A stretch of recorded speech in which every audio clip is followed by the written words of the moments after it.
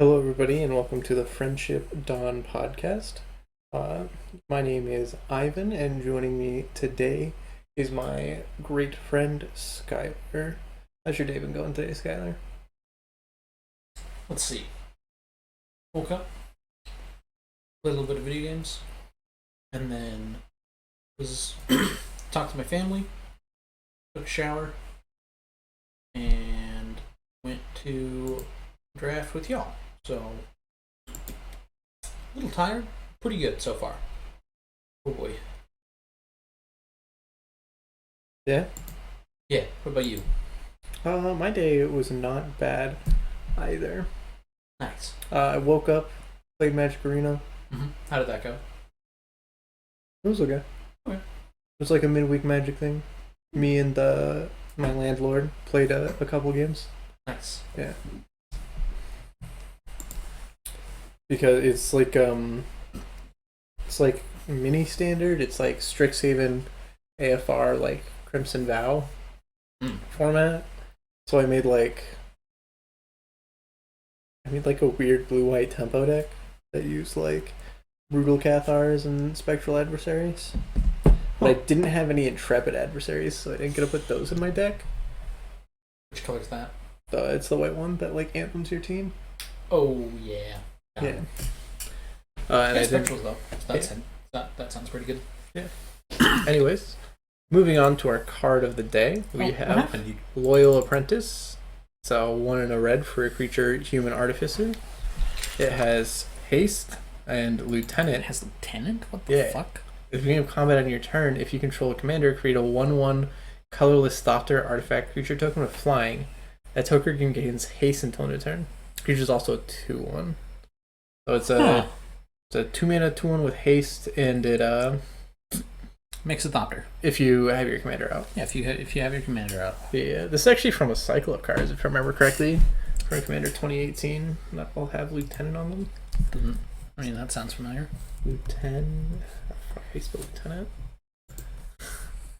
It's just a Lieu. Jesus. That's some French shit right there. Lieutenant. Ooh. Holy hell. Oh, it's because there's a bunch of cards with lieutenant in their name. Oh, there's 2 cycles of cards with lieutenant. Oh, wow. There's one from Commander 16 and one from Commander 18. The uncommon ones were the ones I was talking about. Loyal Apprentice, Loyal Drake, Loyal Guardian, Loyal Subordinate, and Loyal Unicorn. Huh. Control your commander, draw a card, put a +1/+1 counter on each creature you control. Each opponent loses 3 life, and your creatures gain vigilance, and your commander can't be dealt damage. Combat damage? Yeah, it can't be dealt combat damage on the white one, which is super weird. Huh. Yeah. Maybe it makes more sense if we knew the commanders they came in. Yeah. I think this was... No, I have no idea. Anyway, yeah. What do you think of the lieutenant ability? Like, if you have your commander, you get a neat bonus. I think it's a fun way to incentivize casting the most fun thing you can do in Commander, which is casting your commander. Yeah. So, honestly, pretty neat game mechanic. These don't seem too abusable. I don't know. They're like... So thinking about, like, the lieutenant like mechanic, like, your commander is... Your deck is built around your commander, right? Mm-hmm. So, like, getting the extra payoff of, like, getting a 1/1 each turn, if your commander's in play, seems, like, really mediocre. Yeah. Yeah. I don't know. I don't have a problem with that, though, because you can be mediocre in Commander. I mean, yeah, I guess. Right? Like, I guess the point that I'm saying is that, like, if these weren't in your precons, I see no reason you would ever put these in any of your decks. Right? Because wouldn't you rather just have a card that synergizes with your commander better? yeah, unless your commander does stuff with artifacts. I guess, yeah. Or, like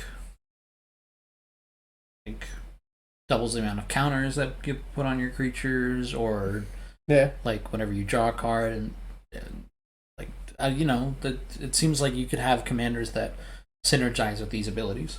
I guess, yeah. I mean, the black one probably not. Yeah. Fair. Well, there's the fucking green black recon commander from Strixhaven does stuff with losing and gaining life. No, that's how much you lose. Though. Yeah, it's how much you lose, but I'm just saying. Yeah. Plus, like, I don't know, these commander. I like the ability. It seems neato. It doesn't seem like amazing. Like, obviously, you wouldn't play these in like a competitive. Yeah. Like, but like looking at commanders like a board game. These are neat abilities. Yeah, these are good abilities to just like have on card new creatures. Have on creatures and have them do things. Well, Will Apprentice not the most interesting card in the world. Nope. What's on the list though? Nito, I guess. What's the list? The list. So like, there's draft booster packs which you open for drafting, and then there's set booster packs where you open just for opening packs. Right. Now, basically, right? Yeah, right. Every fourth like set booster has a card from the list in them. Quote unquote the list. Yeah, the list. And the list is like pretty cool. You can get like Emrakul, you can get like Scroll Rack, shit like that. Apparently you can also get Loyal Apprentice. Yeah. It's just like a list of like cool cards, Yeah, sure. Like here's this Champion of the Perished. There's a lot of, I guess Emissary of Sunrise is the only one that like looks like trash right here. And Exposed to Daylight, but like whatever. Right? Like so much of they're all cool Nito cards. Yeah, Nito cards.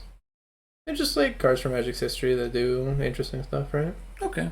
Like Faithless Looting here and like this card with Lieutenant. Like how cool would that be to just like open in a booster pack, right? Master of the Wild Hunt. Like just a powerful card. How bizarre. Yeah. I don't think these playtest cards are actually on the That doesn't list, right. But yeah. Oh, the list, and the list like changes a bunch. Oh, huh. So like these are the newest cards on the list for like the new set. Okay. And honestly, I like most of these new ones, except like, whatever. Now I can see what we're looking at. So yeah, it's an audio medium. Audio medium. Anyways, let's move on to our next segment. Sure. Weekly work. How many stories do you got from work this week? I've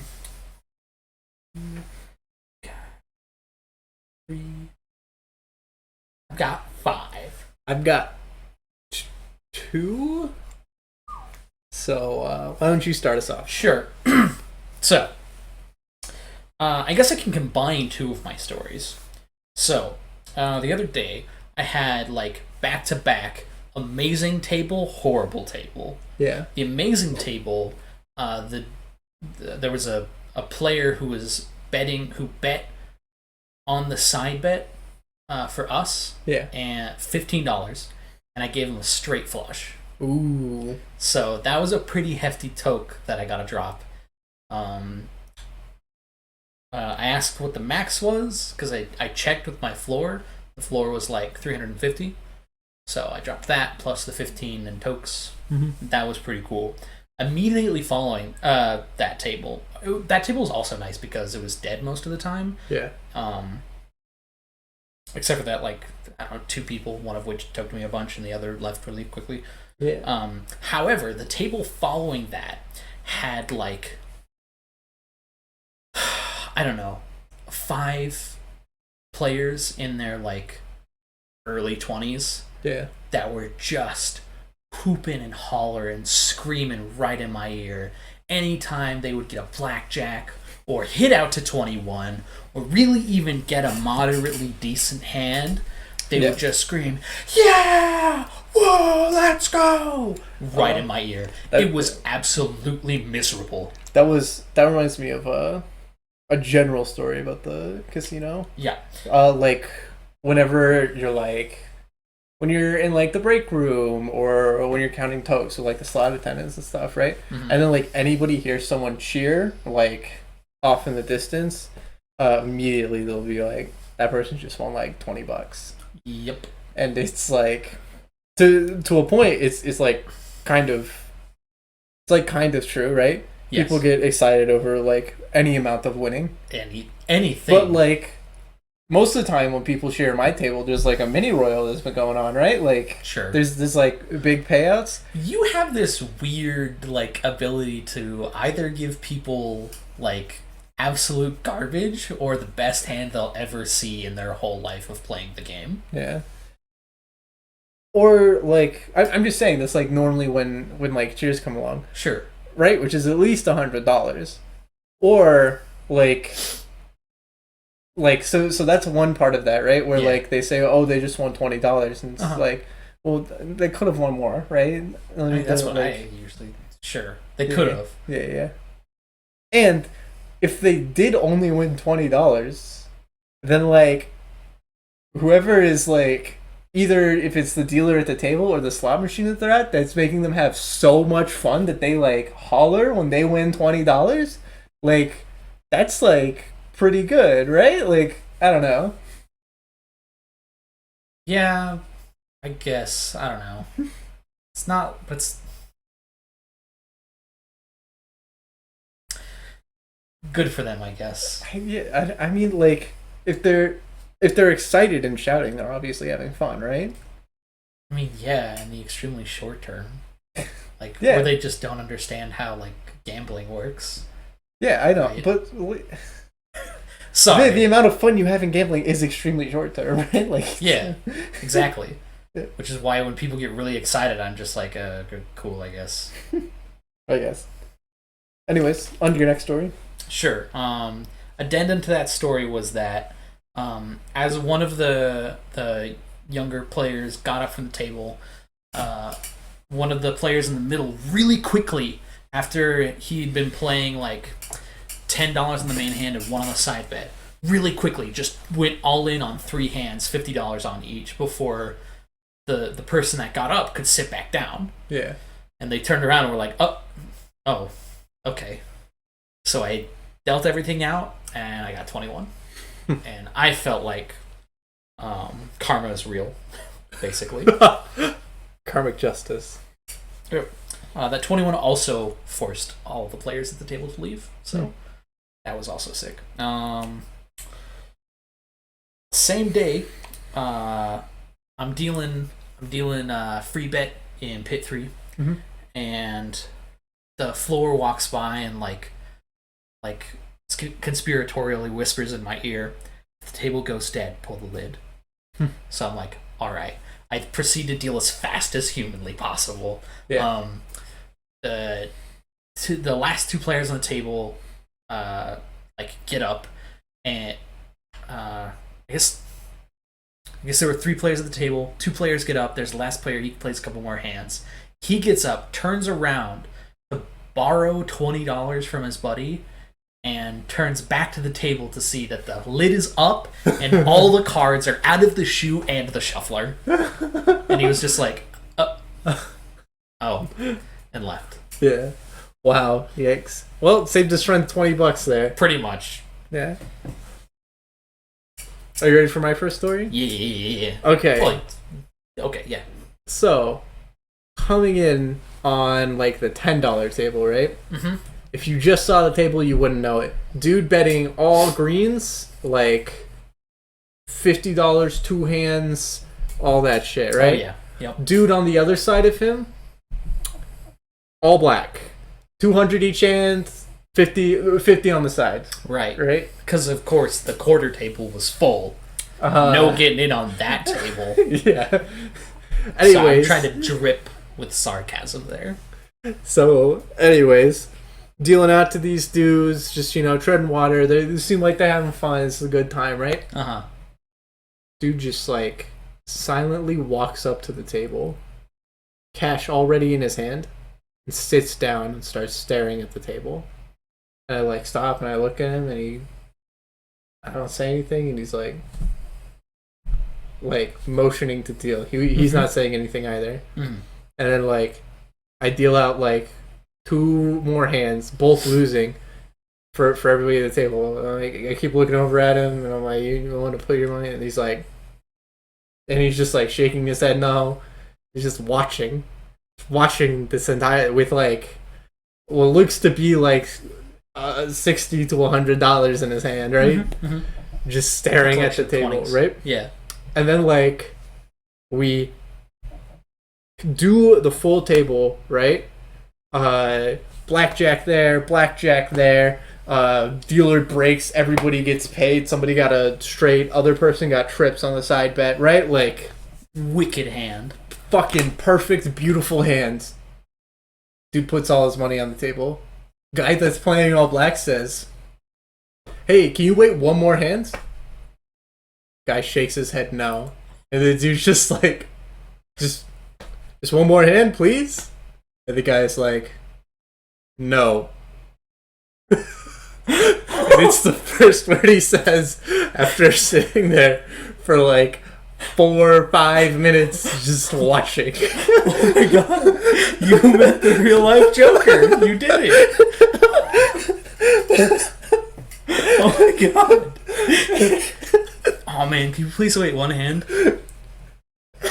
Just a silent, grim shake of the head. Please? No. Anyways, does the first hand, then gets a phone call, takes his phone out, I tell him no phones on the table, and then he gets the box. That's what he leaves out.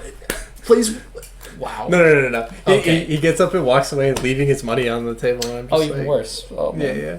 I just like push it back. It's the worst. Like the worst thing is when someone's like, "Cool, no phones at the table, got it." Puts all the money out to play blind, and then walks away, and then I'm like, just pushing it back. Yeah. Yep. Gotta do what you gotta do. That feels really bad because like they didn't make the person call them, and then like they're stepping away, they're respecting the rules, right? And then I'm just like pushing the money back. But like when they're like, "Hey, I'm gonna go smoke," and they put out a blind hand, I'm like, "Oh yeah, okay, cool, yeah, no." I mean, if you can't smoke and play, sorry. Nope. Too bad. Oops. Anyways, another one from you. Oh yeah. So had 2 players at Paigal, right? Player A would watch player B set their hand, and then after they had set their hand, before looking at their cards, after player B had set their hand, player A would look at each single one of their card individually, stack it, look at it, stack it, and arrange their cards in an order. I know who this is. Okay, they would then pick it up and look at all their cards, moving the cards around more. Yes.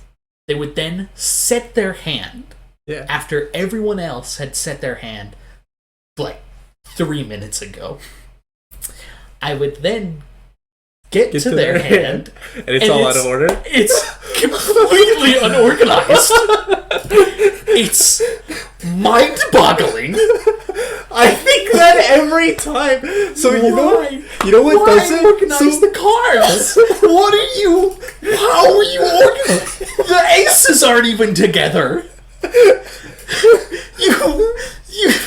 And then they like get upset when you like accidentally take their hand. They're like, "No, I have 2 pairs. See, there's an ace right here, and then an ace over here, and a 2 over here, and a 2 right here." They're so quick to point out what I have. They're just like so fast, like always trying to one up me in every decision. Just like, oh, I'm trying to figure out where the spot is that I've rolled the dice on. The nanosecond right before my brain pieces it together, he lets me know. Yeah. Do I have a side bet? Again, nanoseconds right before I figure out that they have a flush, he is really quick to point out that they have a flush. Yeah. And it's like, okay, quick draw McGraw, could you set your hand a little faster if you want to prove to everybody how smart you are? Oh my god. I thought this was going to lead into another story about someone else with a story about the same person. I'm at Paigal, right? Full fucking table. Oh, yep. Fucking booked. So, as soon as I get on the table, Floor walks up to me. "Hey, person A, in line. They're over at UTH right now, okay? And I'm like, cool, sounds good. Not like a hand in. Person walks up and they're like, hey, can I get in line for Paigao? And I'm like, I'll check with my floor real quick. And while I'm calling the floor to get them in line, someone else walks up and they're like, hey, I want to be in the Paigao line. Is there a Paigao line? Can I be next? Oh my god. Anyways, 10 minutes pass, and a fourth regular walks up and goes like, hey, you sold the Paigao? And I'm like, you're not getting it. No shot, son. Not unless I pull straight flush with aces up top every single hand for the next 8 hands. Not unless I murder somebody at this table right now. No, the line is too long and just not happening. I would suggest you go find a slot machine. So anyways, you can play for the next 7 hours. Anyways, we're almost we're 2/3 of the way through this push, right? Mm-hmm. And someone's like, they're like, okay, they've been treading water and they're basically even, and they're like, well, I know these spots. I'm a little bored, and I know these spots are really coveted, so I'm gonna get up and go, right? Oh no! And so they get up and leave. I fucking slam the lammer lammer out there, and then I call the floor over and I go, who's the first person in line? And then they say the persons that you're talking about. And somebody at the table goes, this game's about to slow way the fuck down. Oh, that's so good. Oh man, that's so funny. They're so slow. All I had to put in my notes was slow Paigao players, and I remembered the whole story. They're there every day from noon to 4 at the least. It's what they live for. They have literally nothing better to do, and they're all retired because they do it on the weekdays. Yeah. Where do they live? They're always there. It's the only time I've ever seen them exist. Is at the Paigao table, walking to the Paigao table, or walking from the Paigao table. I don't know. There's a few of them that I catch on blackjack, but that's probably because it's early in the day, right? Yeah. For them at least, and then the later it goes into the night, the more it devolves to, if I don't get on that Paigao table now, I'm never going to get on it. Yep. Whew. Anyways, your next story? Oh, yeah. What else do I got? Oh, man. This dude, this player, holy crap. So, I'm on a quarter table, and this player's got all of the math figured out. And boy, is he absolutely incredulous at how bad he's doing. He is just absolutely just boggled that he has busted, I don't know, he starts counting how many hands he busts on, right? Because I have the face up, and then he goes to hit, and then he's like, wow, it's 12 out of 13, 14 out of 15. We are outside of standard deviation right now. Yeah. And it's just that. Over and over, and it's just all I want to be. I just let him rant, right? Yeah. And I'm just and at some point he's like, "Hey, man, here's $5 for listening to me." Basically, he doesn't put it like this, but what I heard was, "Here's $5 for being forced to listen to me bitch about numbers for approximately 35 minutes." Yeah. He doesn't put it like that, but that's what I hear. But yeah, he is just repeating outside of oh wait, what is the phrase he uses? Natural deviation or something? I don't know. Standard deviation. Yeah. Why? Just oh man, if you really know, and all the math to this stuff, what are you doing here? Yeah. Just absolutely incredulous at how bad he's doing. I thought that was pretty funny. Yeah.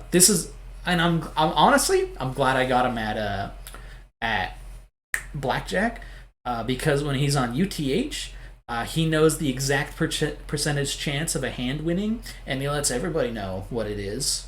Wow. That's just really annoying. Yeah. Honestly. So wow, you had like a 27% chance to win with that, and you lost. So, and it's just like, man, bro, I don't care if you're right or wrong. I just want you to shut the fuck up. Holy shit, man. How many stories you got left? That was my last one. Oh, that's your last one? Yep. Okay. I've kind of got two, but okay, I'll just go with the one where so I show up on a far end, like right next to the entrance. Back ass end of the pit, Yeah. I show up, there's a dude standing, because I guess he was too drunk to sit. I don't know. That actually is probably true. And there were two other people at the table.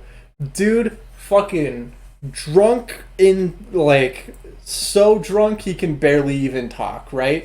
Absolutely smashed. Absolutely fucking smashed. All right, let's give me a blackjack. Give me a straight flush. Other two people at the table with him. Everyone was playing green for some reason. It was a green day, I guess. Who knows? Deal out. Why do people do anything? Yeah. Right? I give him a blackjack. I give him a straight flush. He's like, oh yeah. And then like 3 hands later, forgetting all of it. Forgotten all of the good things that happened. And the one dude, I'm assuming this guy was his friend, who was like, dude, I think you need to go home. Oh, wow. And then he was like, nah, don't worry, I'm just gonna play one more hand. And his friend's like, okay. See you, man. Picks up all of his chips and leaves, right? Yep.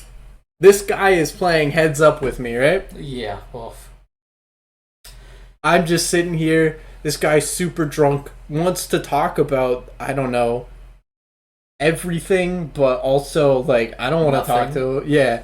Like, the things he wants to talk about are how I'm not giving him blackjacks, and I'm like, what do I make a conversation out of there? That's not a conversation. Right? Like, especially with the drunk person, don't want to get him agitated. So, I'm right there. Only thing I'm thinking in my head is, oh God, when's this push gonna end? It was okay when there were 3 people, now it's just this drunk dude. And then, like, he's out of green, and I'm like, oh, phew. He reaches into his pocket, fumbles around for like a minute, puts 2 green chips on the table back into the betting circle, and I'm like, well, you've only got 2 left. Hit, like, of course, he like wins a side bet and then like plays for another 10 minutes, and then he's finally out. That's always when they go all in, man. Is they're like, all right, these are my last 3 chips. Oh my God, I got a straight flush. Which is not enough to get them to leave. Yeah. If they got a mini royal, they'd be gone.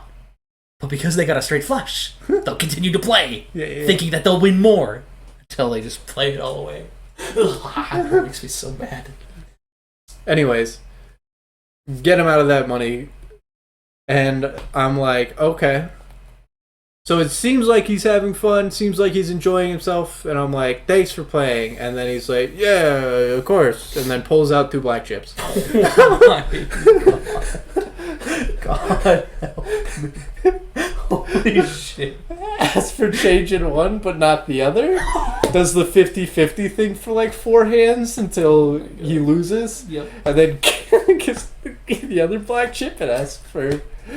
Oh, no. He had 3 black chips because he was like 2 green, 1 red. Anyways, this lasts for fucking ever. Another dude comes up and is like 2 green, 3 red.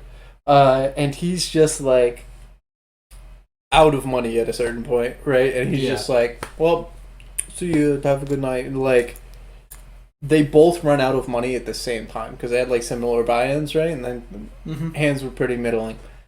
Anyways, he's then like, man, I didn't want to dig this deep.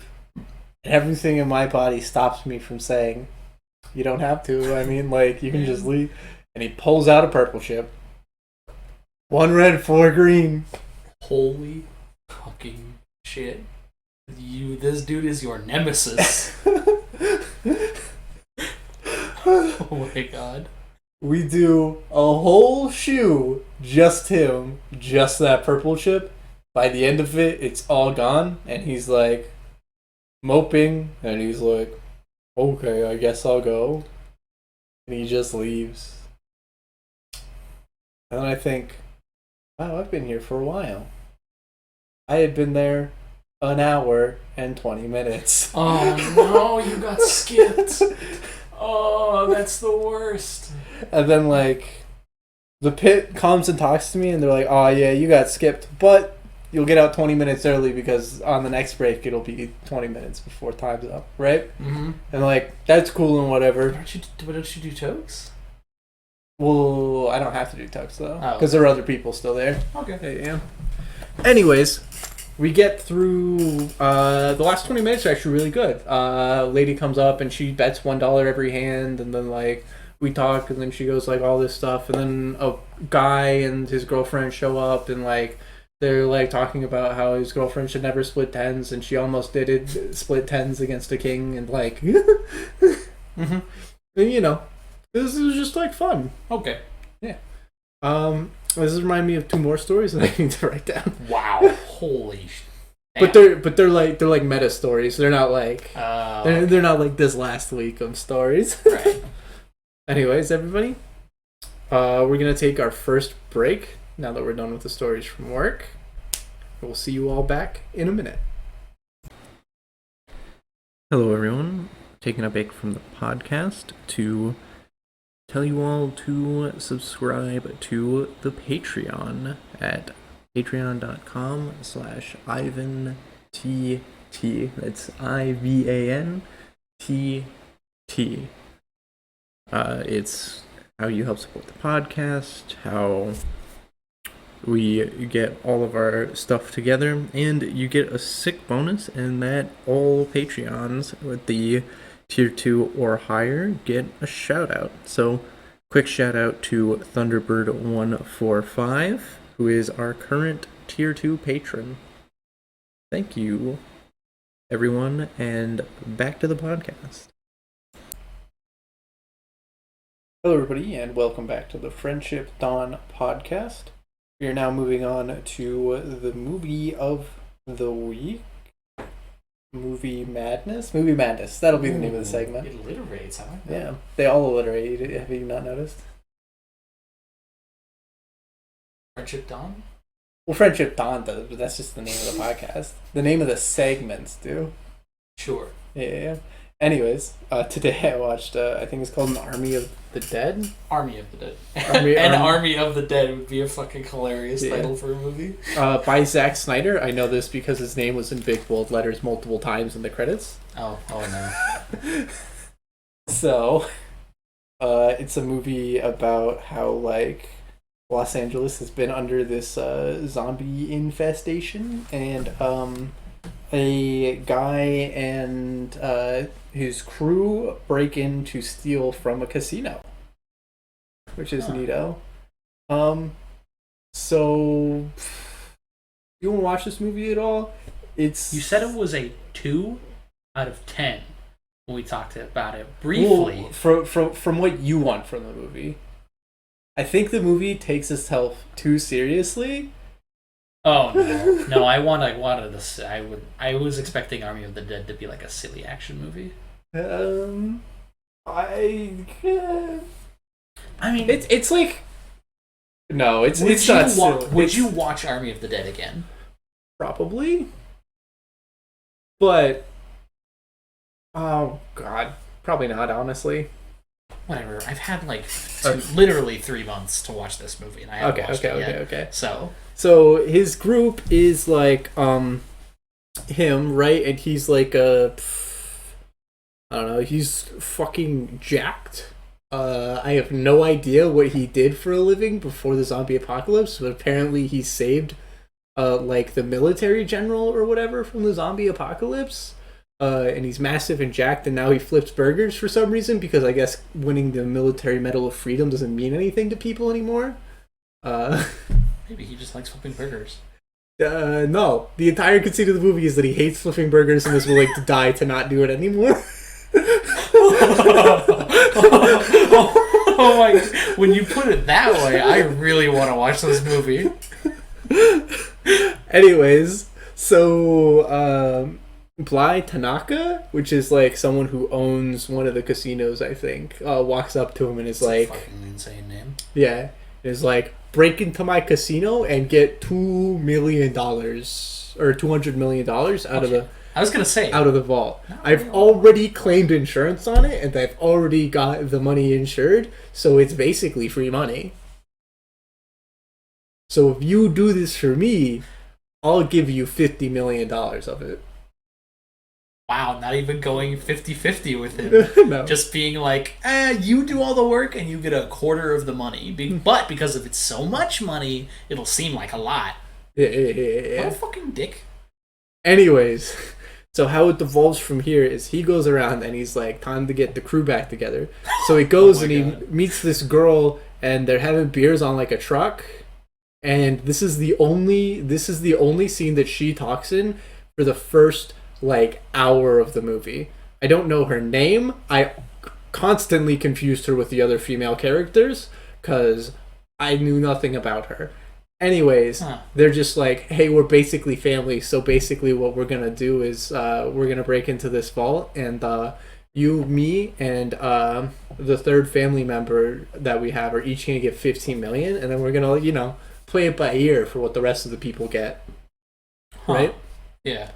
So, anyways, the girl's like, yeah, sure, I'm down. And then they go and they meet this dude named Vanderho.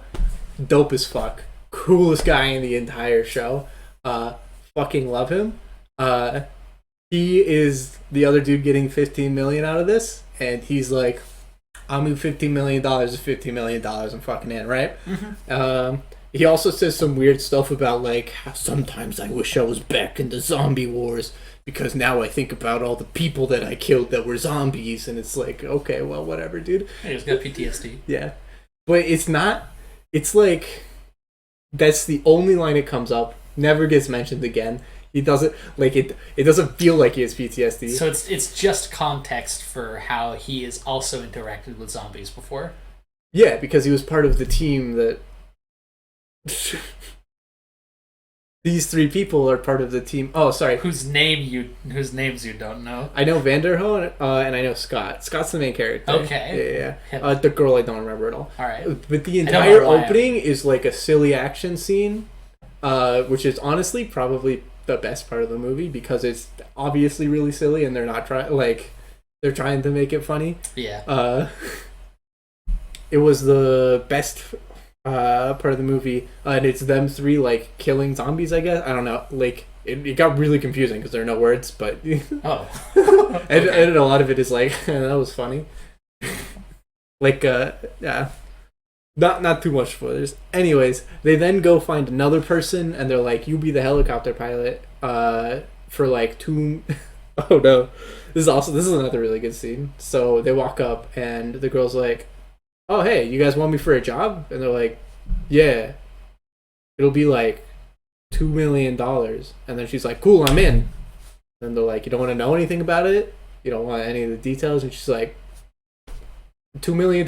Like, fuck whatever, I'll die for $2 million. Like, Oh my god. this job fucking sucks. Like, why would I do anything? Like, what risk would I not be willing to take in order to get $2 million? Like, what the fuck are you talking about? And then they're like, you don't want to know any of the specifics of the job. And then she like looks around and she goes like, does that have to do with helicopters? I'm like the helicopter guy, so like, does it do with the? Do I have to fly a helicopter? Like, Holy shit, that's actually incredible. yeah, another really great scene for the movie. Anyways, and then they go find the dude who's like literally a stock hitman, and they're like, here's his YouTube video where he shoots zombies, and then He's a stock hitman who is also a YouTuber. yeah, That's fun. and he's and they like watch his YouTube video in like an expensive car outside of his like hangout with his friends, and then he walks up across Like, you don't even see him walk up. It's just like he teleports over to them at the car, and he's just like, "What do you guys want?" And they're like, "Hey, you want to go to Las Vegas and we'll give you $500,000 if we do a big heist?" And the dude's just like, "Fuck yeah, I'm down."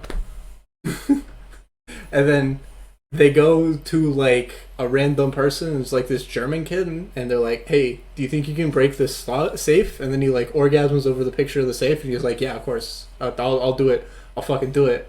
And they're like, $250K, and he's like, "I don't fucking care, whatever." Oh, and so they got the band together, right? Sure. But they need to get in because like they can't fly in with a helicopter. It's restricted airspace to go over Las Vegas, right? Because there's a zombie apocalypse. Yeah. Anyways, but they can fly out, and there's like a helicopter in there. It's a lot of plot devices. Anyways. Of course. Anyways, they're like, "How are we gonna get in?" And then Scott's like, "Don't worry, my daughter works for the refugee camp that's like outside of it, and like she'll help us get in." And so his daughter like drives them to the refugee camp, and then there's a girl named Coyote there, and then Coyote's like, "I can get you guys in." And then so they all get in, but basically how it boils down is that Coyote's also coming with, and so is Scott's daughter, because she wants to find like one of the refugees who got fucking suckered into going in there, because you know if you open up a slot machine and it has like $100,000, you're basically like a free person, right? You don't have to be a refugee anymore, and being a refugee sucks. Yeah. So she wants to save them because they went in like last night and then come back out. Anyways, they all go in to Las Vegas. Oh fuck, I forgot so Martin, I think his name is, the sake man. Yeah, he's like, "These are my two goons," and then they're like, "Sick, cool, welcome to the team." Does he say the word goon? No. Damn it. He's very serious about it. This movie had a scene where a lady goes, "I'm the helicopter lady. What could you possibly want from me?"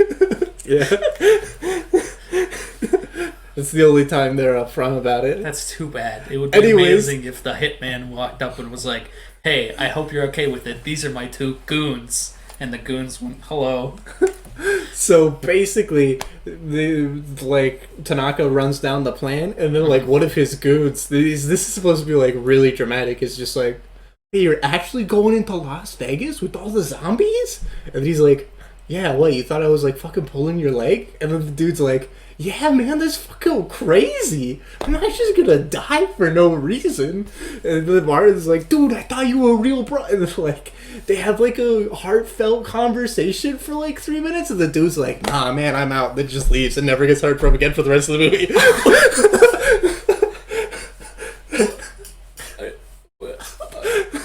Oh, okay. Like, okay.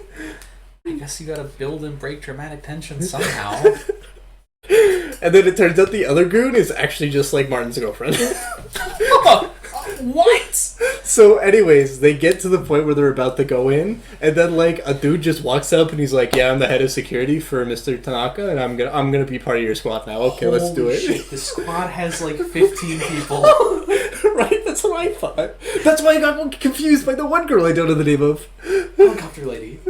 No, not helicopter lady. Oh my god, I confused them. Just generic lady that we need. Generic lady who's a part of the family. Oh, family lady. Okay. Yeah. Anyways. Yeah, wow, this crew is like actually 9 people. They're splitting $50 million 9 ways. In the most uneven way possible, too. Yeah, it's not like it's all even. It's like pyramid schemed out. So the first person gets 25 million, the second person gets 12.5 million, and then it just devolves from. It's like, why? Why do they get less? What, like? There's this whole thing where Scott's like, "Hey, if I get out of there alive, daughter, I'm gonna give you $15 million and a bunch of stuff like that." Anyways, they get into it. There's like weird zombie rules they have to follow. So like, what does that mean? So there's 2 types of zombies. There's brainless ones that just shamble along, and then there's like brained ones that do things. Sure. Okay. So we're talking like We're talking like rules that you have to follow to protect you from the special zombies. No. So they come in, so they bring in another person who was a part of the crew for like maybe 10 minutes. Oh my god, right? Person. This is the biggest heist crew that has ever existed. Yeah. So they walk in, and then like he's just standing there, and then like Coyote's like, "Hey, you want to give me your gun?" And then like the guy's like, "No. Why would I give you my gun?" And then like she's like, "But it's like your dick, so like give me your gun." And he's like, "You want to touch my dick?" And then she's like, "Yeah, I'll do. Can I hold your gun for a second?" And then he's like, "Yeah, sure." And then she shoots him in the leg, and then she's like, "This is our tribute. Let us pass." And then like zombies come out, and then they like, "Yes, we will take this dude as tribute." And Wait, what? They don't say anything. They're just growls, but they're like, yep. But they're sentient. The zombies are like. Zombies are such. They just drag this dude off like he's a tribute. And then like, there's this whole weird scene where they see, like, inside of another building, like, the zombies are, like, holding him up, and then, like, the super zombie, like, the original zombie, like, walks up, and everyone, like, prays to him, and he, like, makes out with one of the other zombies, and then, like, he just bites the guard dude, and then, like, they lift him up, and then, like, crowd surf him into a pit. And then everybody, like, jumps on him and starts, like, eating him. It's just like, what's happening? What's going on right now? I am fucking frazzled. Holy shit. And so there's a stretch of, like, 40 minutes of the movie with no zombies. None at all. And they just, like, walk... Oh, I guess there are zombies, but they're, like, brainless zombies. So they just, like, walk up, and then, like, they walk 2 feet closer, and they shoot in the head, and it just falls over dead. Right? Yeah. So they're in the casino, and then like the helicopter lady goes to fix the helicopter that's on the roof, and then like there's like a bunch of shit happen. Oh, there's like a fucking. They go into a building on the way, and it's just packed with like zombies that are like sleeping while standing up. And then they devise like a really weird system of getting through them without touching any of them. And then, like, the security, the dude that works for Mr. Tanaka is like, "I'll go last." And then, like... Dies. No, Martin's girlfriend is like, "No, fuck you. You don't get to go last. You're, like, we don't even know you. You're just gonna fucking betray us or whatever." And then he's like, "Fine." And so, like, they're using glow sticks to get through because you can't turn the lights on or else the zombies wake up. I don't know. It's really weird zombie rules. And so, like, he picks up one of the glow sticks and he just throws it down a dead end. And then the girl falls for the trap and then it wakes up all the zombies and they shoot all the zombies anyways. And then the girl, like...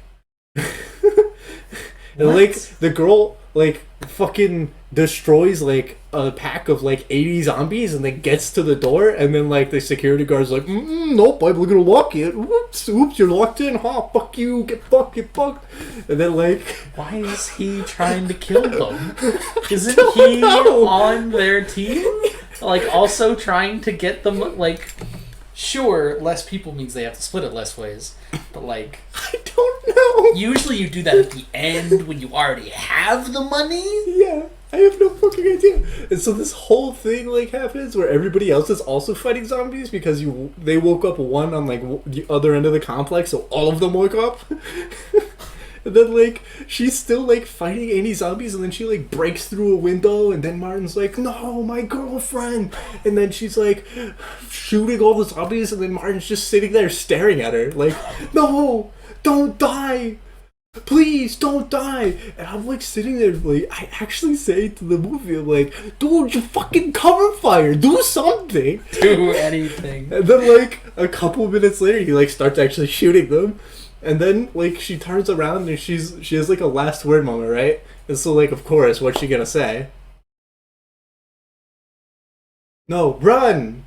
Oh, okay, run, yeah. And then she has like another solid 10 seconds, maybe warn them about like the traitor in their midst, or say anything that has to do with the fact that, you know, she was killed by that dude standing right next to him, but nope, she just dies. Yep, okay. Doesn't say anything else, and everyone just watches as she dies.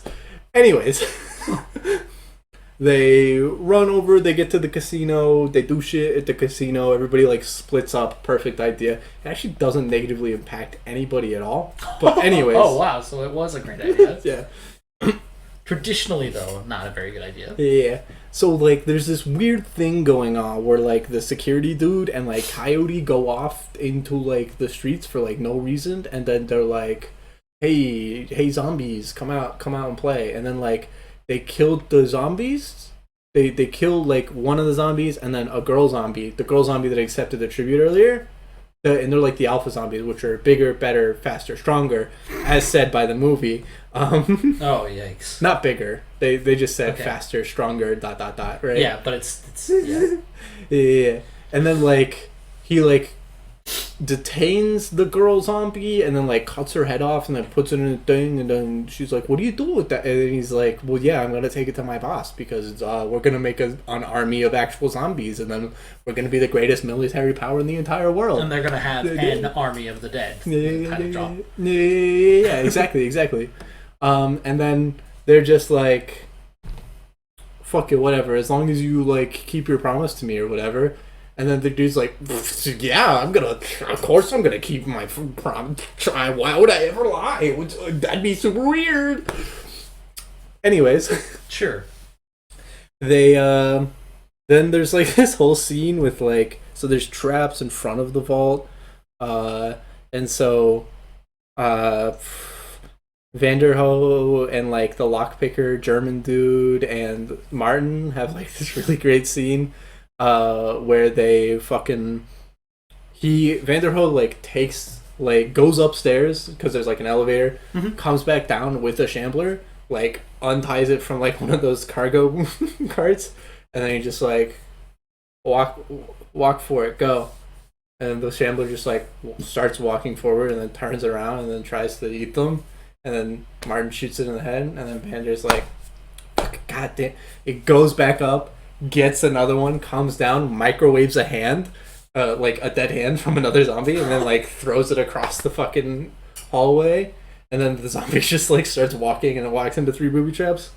Anyways, that was a solid scene. That does sound pretty great. Intermittent with this, I would like to say Scott talks to his daughter about how like maybe he was a bad dad, and then she's like, yeah, how it sucks that he had to kill his daughter's mom, and then his daughter's mom's like, well, but actually I'm upset because you were a bad dad afterwards and didn't say anything to me. And then like the movie wants this to be the most serious thing in literally the entire fucking world. I don't know why. And it takes like actually like 10 minutes of screen time that like it didn't need to use. Right. And the whole time he's just sitting there in front of the generator not turning the power on because nothing can happen until the power's on. And it's just like, dude, fucking, I don't care. And he's like, well, but like, maybe if we get out of this alive with $15 million, I can open a food truck and you can go to college, and then like with our lives will be great again. And then she's like, yeah, that sounds, I don't know if I can do that. It's like, what? Is zombie apocalypse Only in Las isolated? Vegas. Really? Las Vegas has been completely walled off. Weird. Yeah. Okay. Especially since they're incredibly weird hyper mutant zombies. Anyways, remember when I talked about that one girl zombie getting beheaded? Yes. Alpha mega zombie comes up, finds the corpse, and is like, no, my wife, and then like takes her back to like the big zombie building, and then like takes a zombie baby out of her, and it's like dead, and it looks like a fetus, and it's like that he's like screams, and he gets on like a dead horse or whatever, and then like they ride to the casino what they're at, and like start. Did he have to go to the casino to get the corpse of his zombie wife? Yeah, but like he brought all of the zombies with him. Right, instead of... Yeah. Okay. So, and then there's this great scene like right in front of the elevator where, remember that one family lady I told you I forgot about for the entire movie? Family lady. Yeah, so there's this really touching conversation where this person who said no lines throughout the entire last hour of the movie talks to Scott about how like the only thing that matters to her is Scott, and that they're gonna have a great and wonderful life after this is all done, and how they actually secretly loved each other this whole time, and now wow, this is gonna be great. And then like the elevator opens and literally immediately her head just gets snapped off. Yep. Yeah, okay. Yep. I was about to be like, yeah, she starts talking about how she's like gonna retire soon, and how they're gonna get married, and how they're gonna have kids, and how she's got this big red flag that says death on it that she's just waving around. It's yelling. Yeah. So, anyways, and then they're trying to get out of like the place because now they're trapped like in like near the vault with like the zombies or whatever. Okay. And like there's a out through access, and then like the security guard dude that like joined the last second is like, guys, don't worry, my clearance card will get us up there through the fire escape, right? And so he goes up, he's like, I'll go first, and he goes up there, he opens up the thing, and he like closes it, he's like, fucking get betrayed, nerds, like actually does like a gloat dance in front of them, and then like flips them off and then runs away, runs outside immediately, gets killed by a zombie, by the way. I don't even know why they bothered.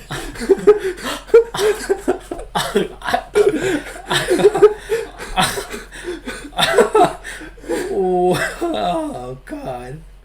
And then the rest of the movie is just a fucking like falling, like dominoes falling. Every character dies by zombie, but in a stupid and dumb way. Fantastic.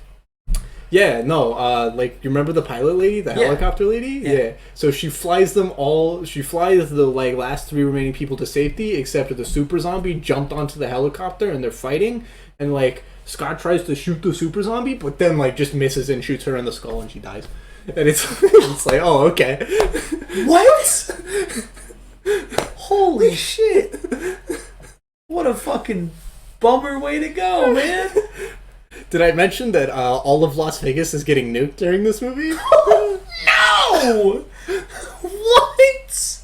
Yeah. Jesus. So they're like, we're gonna nuke it on the 4th of July, and then they're like, so you have 32 hours to get in there, get the money, and get out. And then like the president just at the last moment's like, actually, we're gonna nuke it the 3rd of July. Okay, right now. Yep, right now. Right now, when it's dramatically appropriate. Yeah.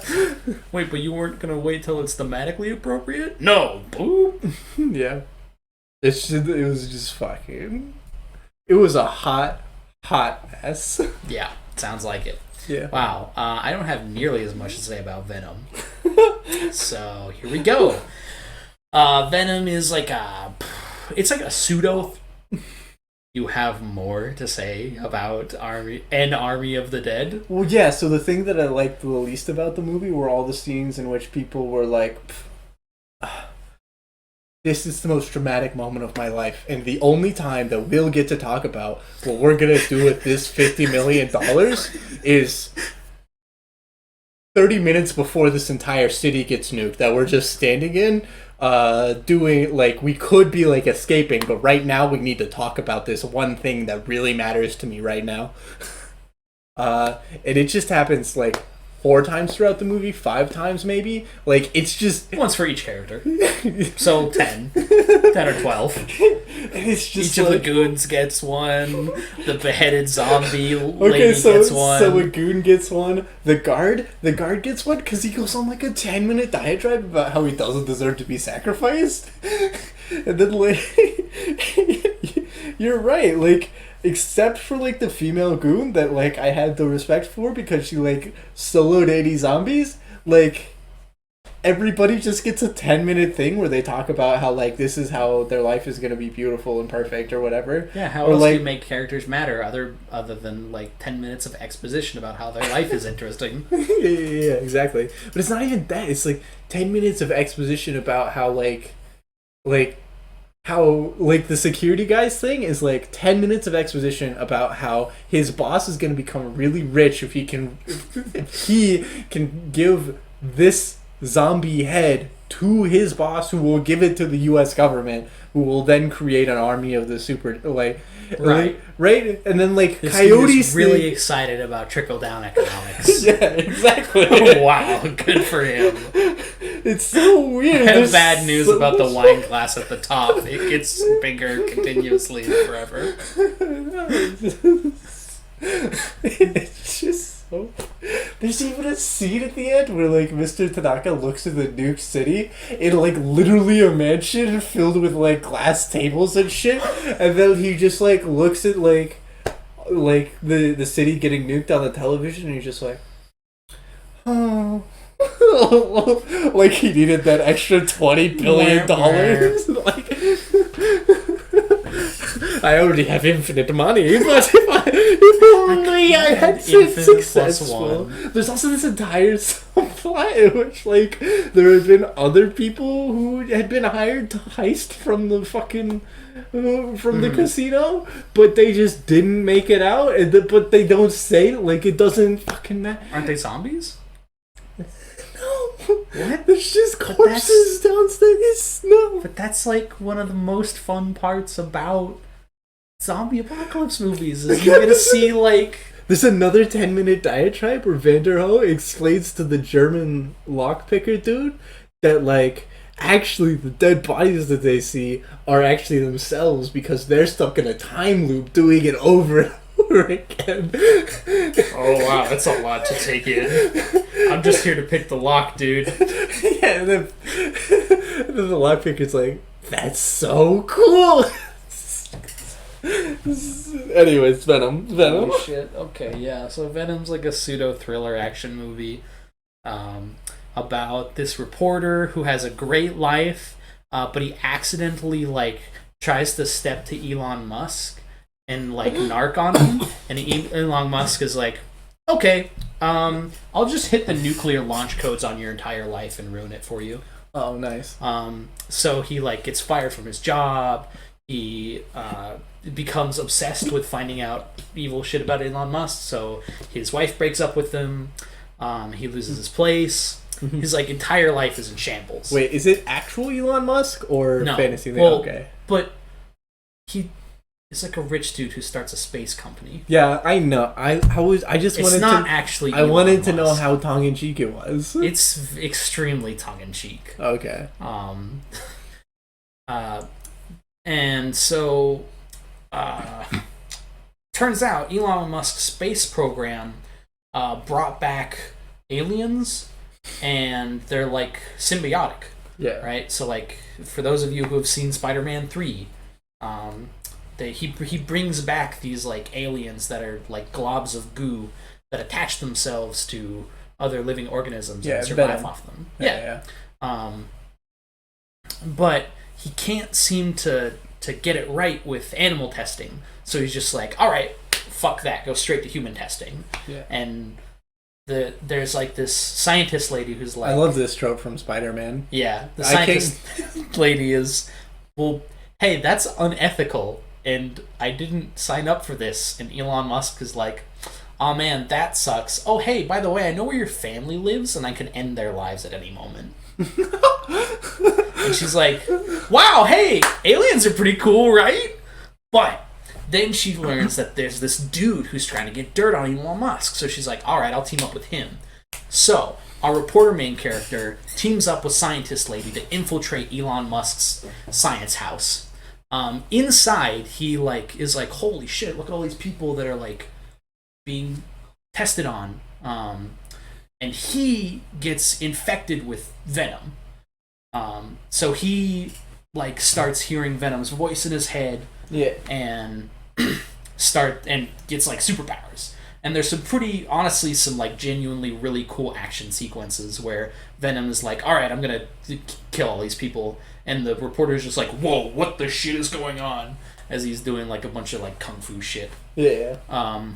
One thing I thought is really funny is the show does make a point of like killing people, but because it's like a Marvel property that's associated with Disney, nobody has any blood in their body.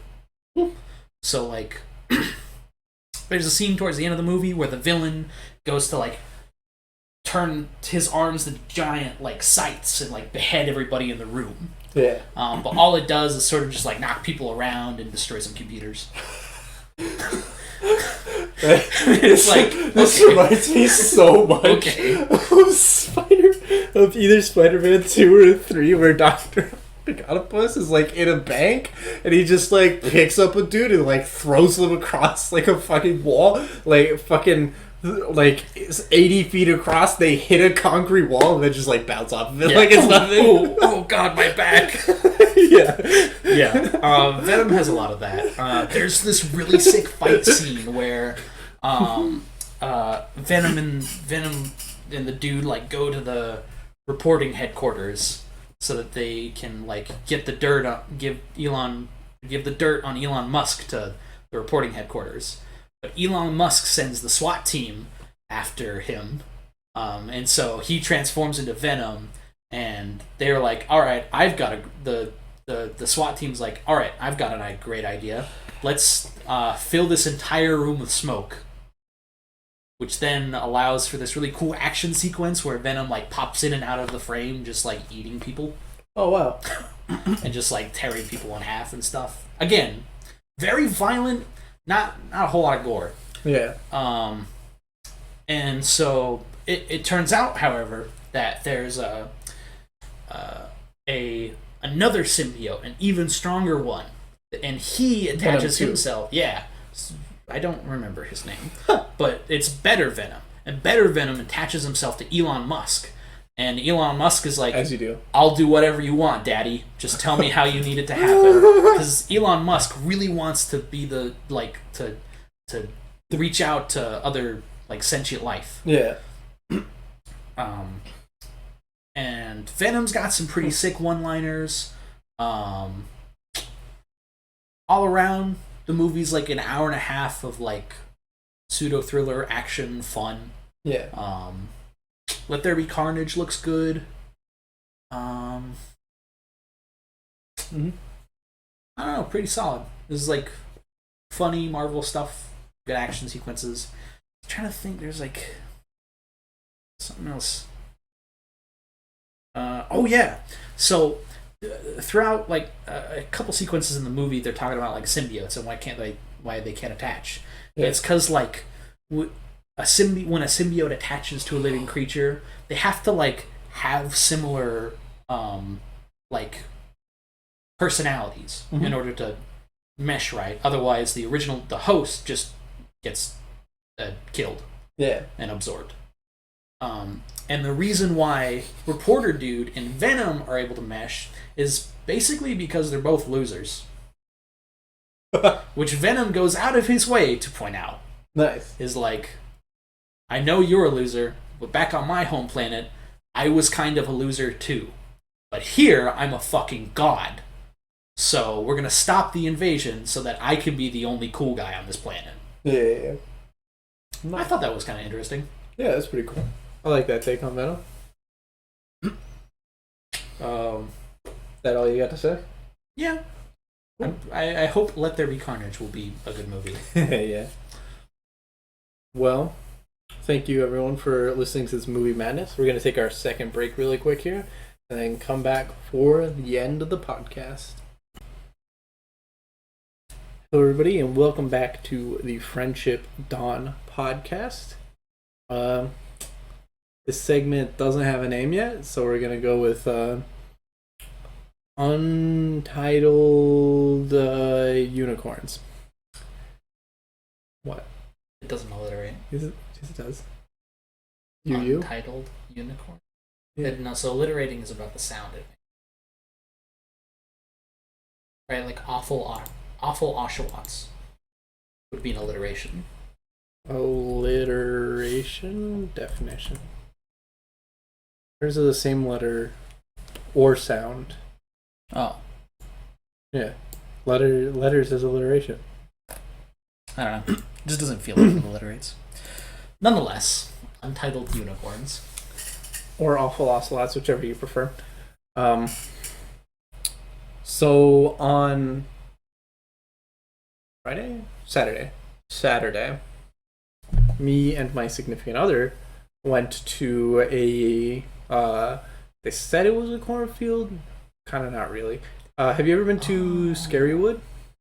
No. Okay. So it's like a haunted house. So like it's one big hallway, and it's got like. Wait, yes, I've been to one of these. I know what you're talking about. Yeah. So we went to one of those for free, right? I mean, we donated to it, so it wasn't actually free, but like for free. So we get like we start with like pictures on a hay bale, and then like you just walk in and go through like a long hallway. Mm-hmm. And there are spooks and scares abound.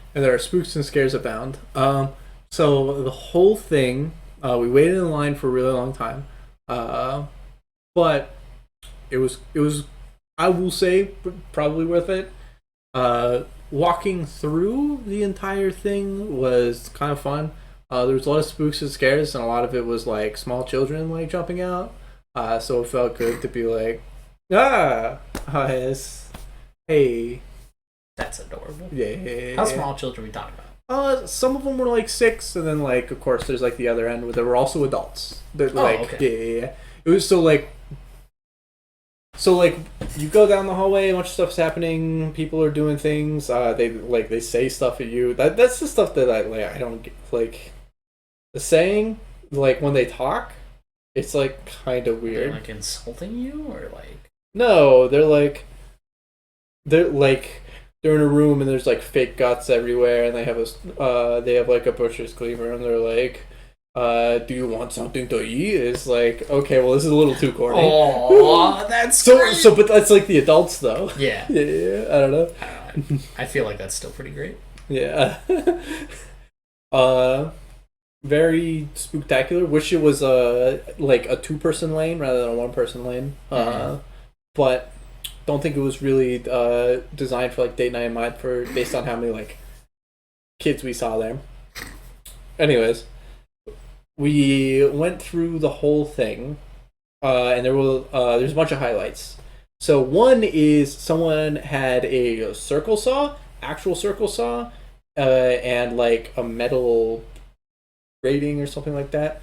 And then like when you walked up close to them, they would take the circle saw and then like run it around the inside of the metal circling thing, which would create a fuck ton of sparks, which I thought was scary, but because I thought it just looked unsafe as fuck. Yeah, you were like, oh god, somebody get OSHA in here. Yeah. That was honestly like the scariest thing. That's pretty funny. But there was a lot of stuff like we walked through. Like, they also like made a big point of like, don't touch anything and it won't touch you, right? Like you're not supposed to touch stuff, right? Sure. So we go in with the mindset you're not supposed to touch anything, and then we come to like there's a body bag like hanging from the ceiling, right? And it's like kind of in the way. Nope. And then like we're like looking at it, like there's more hallway after it. There's like 3 or 4 more of them hanging from the ceiling, and it's like, I don't think are we supposed to touch those ones? Like we can't really get through here without touching it. Did you crawl underneath them? No, we just kind of like waded through them. I think that's what we were supposed to do. There was a lot of other stuff, like there were pool noodles in the fucking thing. They were like in the way. Pool noodles? Yeah, it was weird. Anyways, we came to one point, and then like it's like a little alcove. It's like it's like a point where you turn around, right? So it's like an alcove. So there was a door and it said dead end on it, right? And so we walk up and then the door says dead end, so we stop for a second, and then what looked like a teddy bear at first turned out to be like a 5-year-old, and they pulled out a knife and they said something and it like spooked us both, and we're like, oh fuck. And then like they said something else like blah blah blah, you want to play or whatever, like Chucky shit, and we're like okay. And then they were like, push the door. And then we were like, oh! That's amazing! That's so good. Okay. And then we pushed the door, and that continued the haunted house. So that one got us a little bit. Oh my god, that's extremely funny. There was also a time, so there was another one like it became like a windy hallway at a certain point, right? Mm-hmm. We're walking through this windy hallway, like there was like a dude rattling chains behind us or whatever, and then like there's like a blank space where it's just like us and our own thoughts, and like we're saying like little things throughout the haunted house, right? And we can see through the next door, and then like my significant other says, "Oh, creepy dolls, nice," and then like we step into the room, and immediately a dude's like, how dare you call my dolls creepy? Oh my god. That was fucking great. It both spooked us because they were around the corner, and it was like the commentary was very powerful. It was like, oh shit, oh I'm so sorry, dude. But also yeah. Anyways, so we then walk out. There's like a little there's like a window-ish thing. Like obviously it's to like distance you a little bit from like what's actually, because there's like a real chainsaw, it looks like that somebody was pulling on, tugging on, and then like you can see like the sky and everything now, so you know you're like at the end of the haunted house.